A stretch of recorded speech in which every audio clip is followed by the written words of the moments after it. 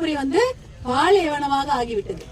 தண்ணியே கிடையாது, ஒரு சொட்டு தண்ணி கிடையாது. வர வழியில பாருங்க, பனைமரம் காஞ்சி கிடைக்கும். பனைமரம் காய்ந்து விட்டால் என்ன அர்த்தம்? மண்ணுல கூட தண்ணி இல்லைன்னு அர்த்தம். அந்த அளவுக்கு தண்ணியே இல்லாத மாவட்டமாக ஆக்கி வச்சுட்டாங்க.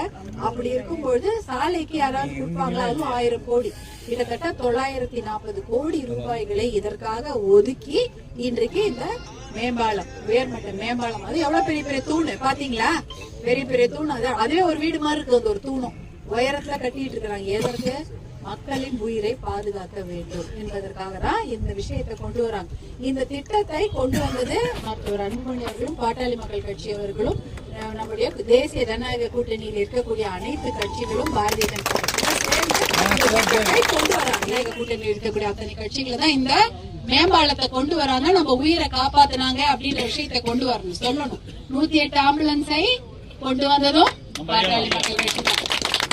மருத்துவர் அன்புமணி தான் சுகாதாரத்துறை அமைச்சராக இருக்கும் பொழுது 108 ஆம்புலன்ஸ். அது என்ன திட்டம்?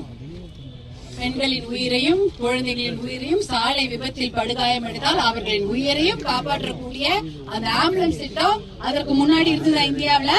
இந்தியா முழுக்க கிடையாது. அவர் தான் அதை கொண்டு வர 2005.